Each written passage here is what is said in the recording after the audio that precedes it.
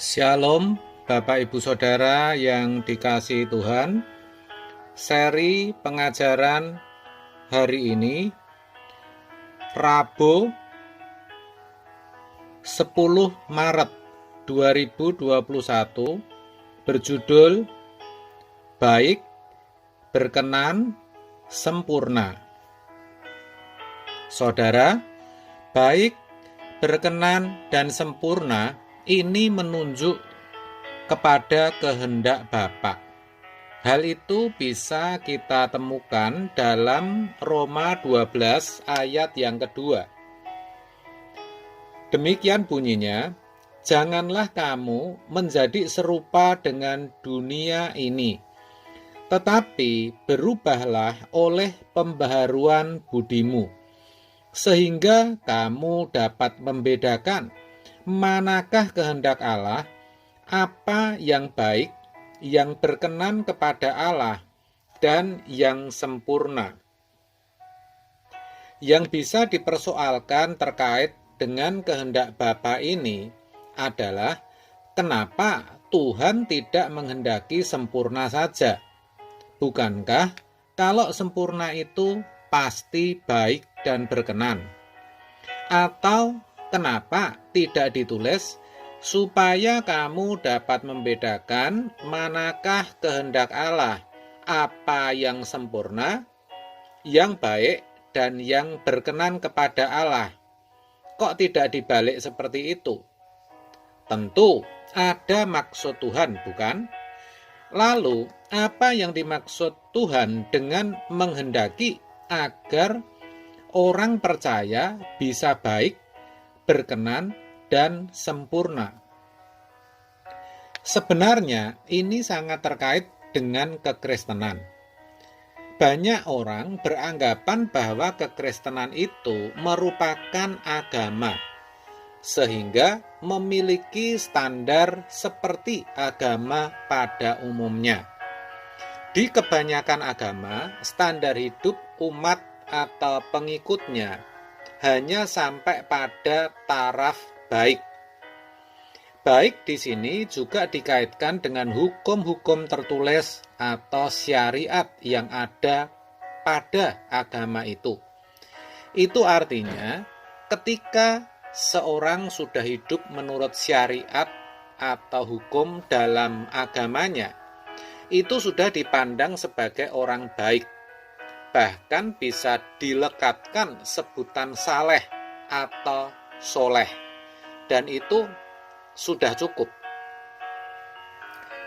Hal ini tidak hanya berbeda, tetapi sangat berbeda dengan kekristenan. Karena memang sebenarnya kekristenan itu bukan agama, melainkan jalan hidup seperti Kristus. Jadi standarnya bukan lagi hukum tertulis atau syariat, melainkan Yesus itu sendiri. Jadi the Lord is my law. Tuhan Yesus itu hukumnya. Bagi orang Kristen yang namanya baik, itu bukan tujuan akhir, tetapi baru standar awal, syarat awal. Orang Kristen itu minimal harus baik. Kalau sampai orang Kristen itu jahat, itu sudah kartu mati. Tempatnya pasti di neraka.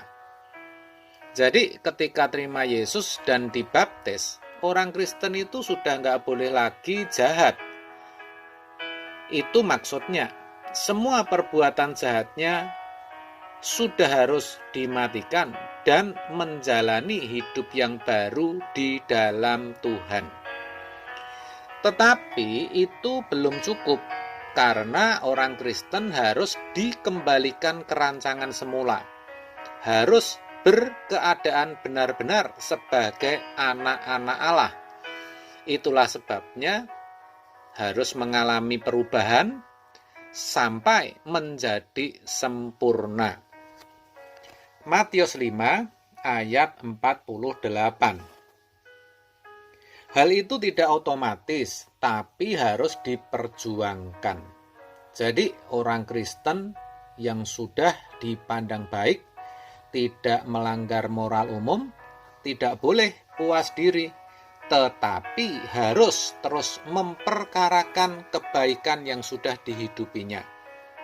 Contohnya, baik karena suka memberi, harus dipersoalkan apakah memberinya itu sudah berkenan kepada Allah atau belum. Mudahnya, apakah memang Tuhan menyuruh untuk memberi?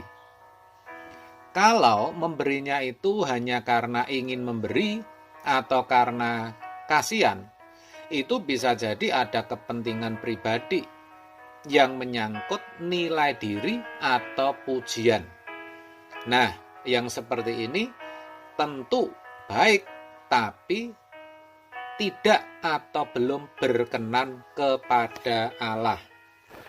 Begitu ukurannya. Tetapi kalau memang Tuhan yang menyuruh memberi, barulah bisa dikatakan berkenan.